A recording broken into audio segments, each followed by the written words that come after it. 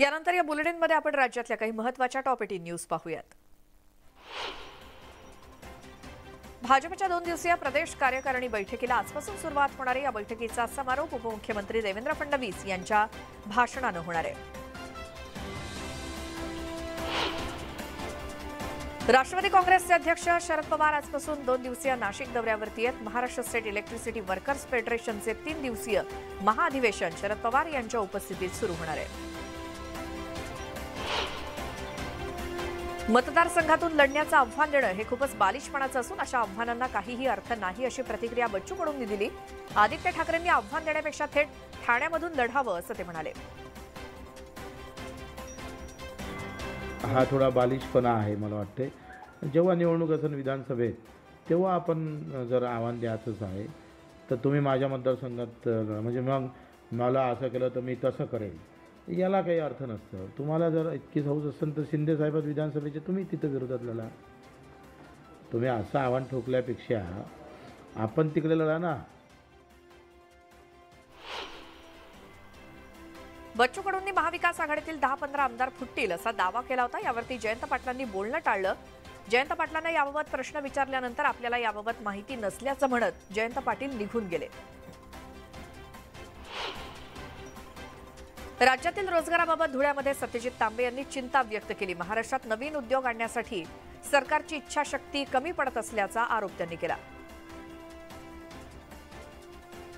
गुजरातमध्ये प्रकल्प जातात तर ठीक आहे, त्याच्याबद्दल आमचं मत नाही, परंतु प्रकल्प भारतामध्ये महाराष्ट्रामध्ये आणण्यासाठी राज्य शासनाकडून जी मानसिकता पाहिजे ती मानसिकता कुठेतरी कमी पडताना आपण मागं पाहिजे, कोणाचंही सरकार असो। ठाण्यामध्ये भाजपचे राज्य उपमुख्य प्रवक्ते अजित चव्हाण यांची पत्नी प्रियांका चव्हाण यांना बेदम मारहाण करण्यात आल्याचा प्रकार घडलाय। शिवसेना उद्धव बाळासाहेब ठाकरे पक्षाच्या कार्यकर्त्यांनी ही मारहाण केल्याचा आरोप आहे। रात्री उशिरापर्यंत कार्यक्रम सुरू होता, त्यावरती प्रियांका चव्हाण यांनी आक्षेप घेतला असता ही मारहाण केल्याचं बोललं जातंय। मालेगावात 7 ते 8 तरुणांच्या टोळक्यानं हातात तलवारी घेऊन दहशत माजवण्याचा प्रयत्न केला, त्यामुळे खळबळ माजली। तोंडाला रुमाल बांधून हातात तलवारी घेऊन शहरातील आझाद नगर भागातील काबूल चौकामध्ये या टोळक्यानं धुडगूस घालून लोकांना घाबरवण्याचा प्रयत्न केला आणि पोलिसांकडून या टोळक्याचा शोध घेतला जातोय।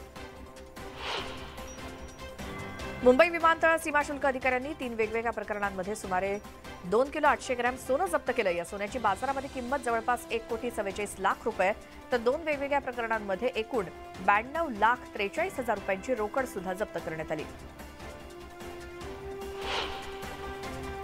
दिव्यांग मंत्रालयानंतर आता दिव्यांगांसाठी अमरावतीला राज्यातलं पहिलं विद्यापीठ स्थापन होणार आहे। दिव्यांग विद्यापीठ स्थापन करण्यासाठी समिती गठीत करण्याचं मंत्री चंद्रकांत पाटील यांनी निर्देश दिल्याची माहिती बच्चू कडूंनी दिली। पुऱ्या महाराष्ट्रातले दिव्यांग बांधव एका ठिकाणी जे 12वी पास असेल त्यांना एका ठिकाणी एज्युकेशन कसं भेटेल या सगळ्याचा विचार करून ही समिती गठीत केली गेलेली आहे आणि ते लगेच आपण समितीचा अहवाल झाला तर देशातलं पहिलं किंवा दुसरं दिव्यांग आम्ही अमरावतीलाच मागणी करतो आहे। बीएमसी लवकरच मुंबई वाहनतळ प्राधिकरणाची स्थापना करणार आहे। यात विविध तज्ज्ञांच्या मदतीनं 24 विभागातील वाहनतळ व्यवस्थापनाचा आराखडा तयार केला जाणार आहे, त्यामुळे मुंबईकरांची लवकरच पार्किंगच्या समस्येतून सुटका होईल।